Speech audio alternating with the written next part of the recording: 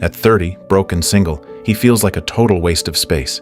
He spent 4 years studying art in college only to end up as a high-rise window cleaner, barely scraping by. Introverted and isolated, he has zero interest in life, sees no future, and doesn't even know what he's living for.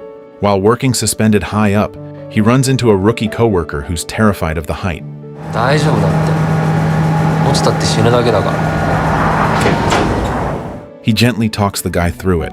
One day, Hiroshi is hanging outside a building cleaning windows as usual when he unexpectedly bumps into Satsuki, his ex from years ago. They both started out studying art, but unlike him, Satsuki has become a somewhat well-known painter. Meanwhile, he ditched his paintbrush long ago to clean windows for a living. The reunion is painfully awkward. His ex Satsuki waves at him through the glass and invites him to her art exhibition the next day. Hiroshi mumbles a few dismissive words and quickly cuts the conversation short.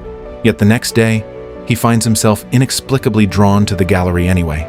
But Satsuki got held up with something last minute and isn't there. Hiroshi can't muster any interest in the paintings on the wall.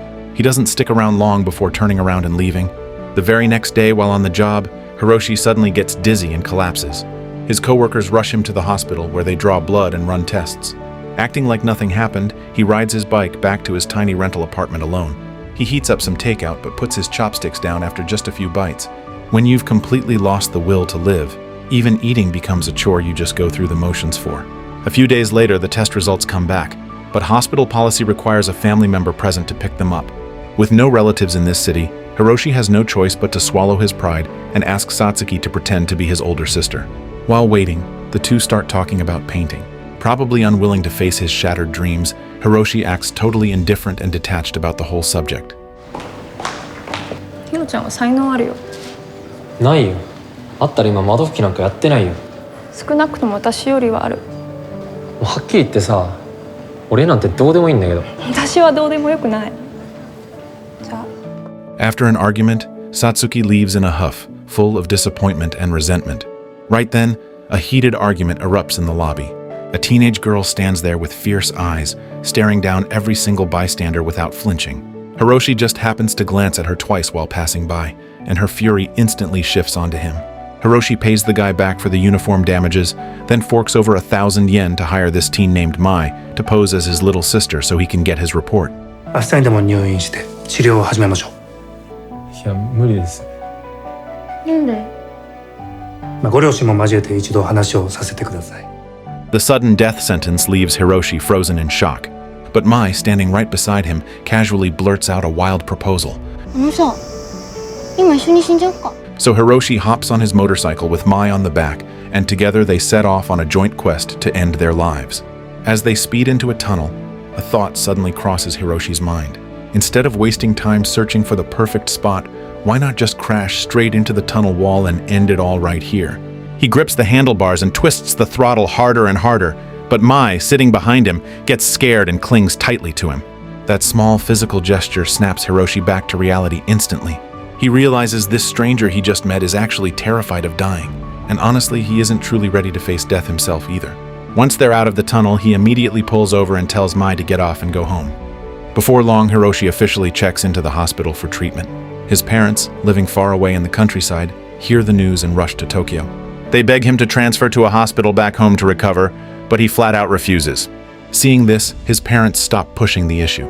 The older guy sharing his hospital room is named Toru, and he's battling esophageal cancer. But his condition is slightly better than Hiroshi's, plus Toru has a massive appetite and enjoys every meal. As soon as they get a bit acquainted, Toru casually helps himself to Hiroshi's unfinished food.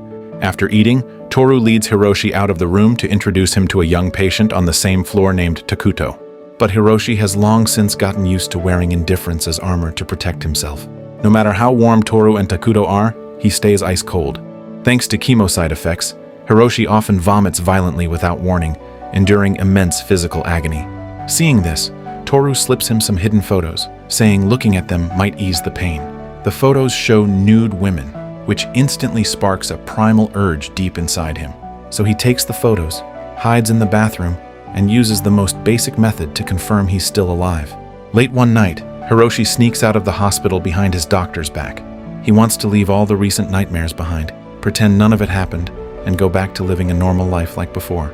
Early the next morning, he returns to work and lies to his co-workers, claiming he just had a minor bug.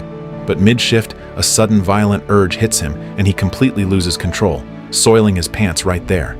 This humiliating loss of bodily control forces him to face reality.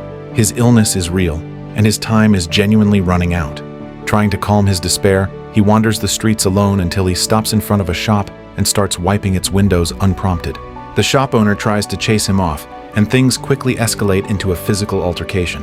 But the intense struggle triggers his stomach issues all over again. Hiroshi ends up back in the hospital once more. Upon his return, Toru takes him to the room where young Takuto rests. Toru isn't really there to hang out with Takuto though. He just wants an excuse to snap photos of the nurses working there, which he later shows Hiroshi. Outwardly, Hiroshi shows no reaction, but inwardly, he's not quite as resistant as before. That afternoon, Takuto drops by to visit, bringing Hiroshi a slice of cake and a superhero doodle he drew himself. Hiroshi never has an appetite and deeply resents anything related to art. The moment Takuto leaves, he tosses both the cake and the drawing straight into the trash without hesitation. Unexpectedly, Takuto comes back for something and catches him doing it red-handed, his face instantly crumbling with hurt. Hiroshi knows he hurt Takuto's feelings, but to his surprise, the kid doesn't scold him and instead brings him a good luck charm the next day. Takuto's pure, kind gesture causes the first crack in Hiroshi's long-sealed heart. To apologize to Takuto, he decides to pick up his abandoned paintbrush and draw a hero picture as a gift in return. Problem is, he has no art supplies or paints and no friends to run errands for him. After thinking it over, Hiroshi has no choice but to contact Mai and ask her to buy the supplies. Mai complains the whole way, but barely an hour later, she shows up in the hospital lobby with everything. Later, Mai walks into Hiroshi's room and unapologetically eats his lunch. Watching this vibrant young girl, Hiroshi can't help but wonder, why would such a lively high schooler suggest ending it all that day? Beneath Mai's prickly exterior lies a heart battered by life. Her parents divorced years ago, and she lives crammed in a tiny rental unit with her mom and grandma. Every day after school, she has to cook for her alcoholic, volatile mother while also caring for her grandmother who has dementia. Countless times she's wished she were dead so she wouldn't have to bear any responsibility, and all the pain would just fade away. Once during gym class, she wondered if sprinting as hard as she could would somehow let her drop dead. But it wasn't until she collapsed, gasping for air, that she truly realized dying isn't actually that easy. Maybe wanting to feel close to death, or maybe sensing their shared loneliness, Mai starts visiting the hospital more and more often. From then on, the two frequently sneak out together for fresh air, and one time, they run into Satsuki's current boyfriend, who mocks Hiroshi publicly. Hiroshi instinctively lowers his head and takes it, but Mai immediately steps up to defend him. A defeated young man who's lost hope and a resilient yet repressed teen slowly forge a unique bond. One weekend, Mai buys bags of goldfish and takes Hiroshi to the school pool, dumping them in so they can watch together. Staring at the fish, Mai suddenly sprints and leaps into the water.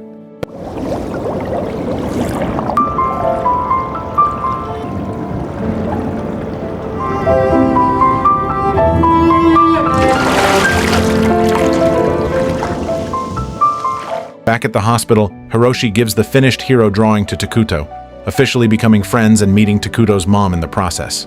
From her, he learns Takuto remains optimistic, firmly believing he'll be discharged once his surgery is done. Perhaps influenced by the people around him, Hiroshi starts cooperating with treatment and even joins Takuto and his mom for weekly prayers at church. Inside the church stands a statue of the Virgin Mary, and Takuto's mom wonders aloud why Mary looks so serene holding her deceased child.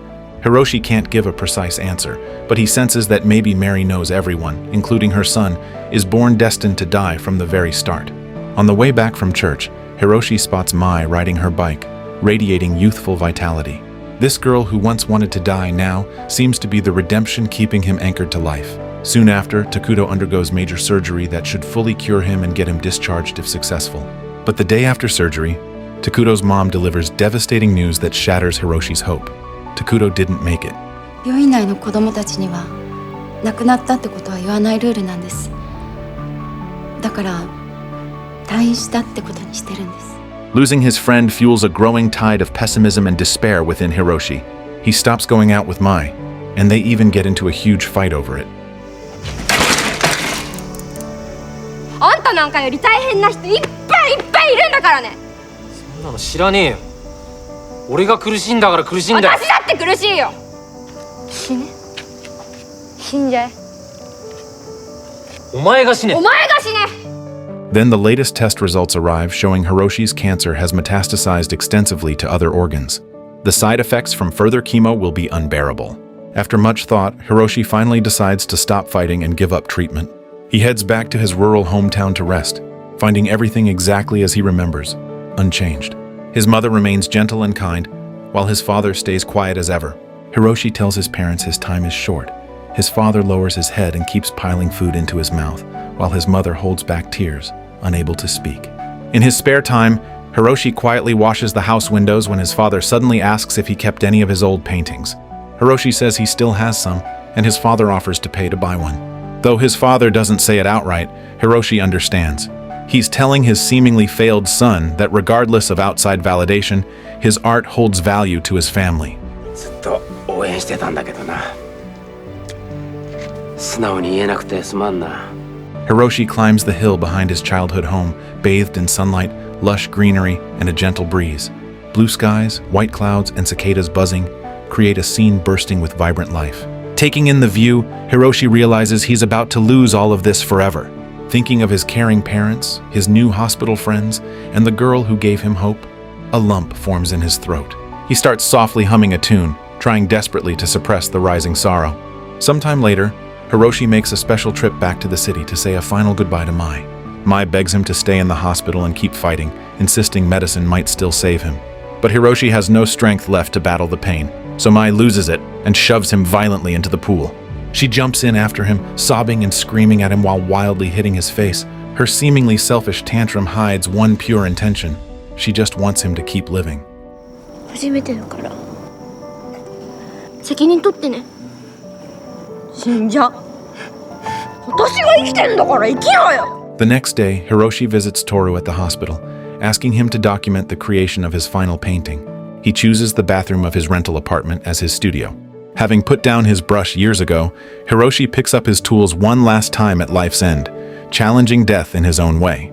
Days later, the painting is complete, and Hiroshi's life quietly fades away alongside the final stroke. Pouring his remaining life force into the work, he creates a large portrait of the Virgin Mary modeled after Mai.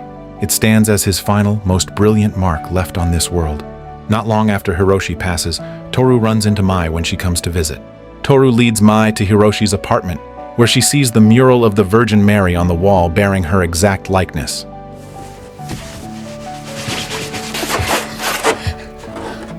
ここにいなきゃしょうがないんだよ。勝手に書いて勝手に死んでんじゃねえよ。 And that brings us to the end of the film, a story like a summer rainstorm, using restrained visuals and delicate emotion to capture life's most touching essence. It's never just a simple tragedy about terminal illness, but rather a mutual journey of growth and redemption. We often think life needs to be long and perfect to have meaning. So many people spend decades like the old Hiroshi, mechanically repeating routines and numbly getting by. They forget what they truly love or what they actually want. We always wait until we're ready to start living, waiting to save enough money, finish this busy phase, or meet the right person before taking things seriously. But life never gives you a countdown warning in advance. That mural covering the bathroom wall isn't some profound religious metaphor. It's simply the most honest painting an ordinary person could leave behind using the last warmth of his life. People leave and fade away, but the marks of having lived fully and the warmth shared between souls remain forever.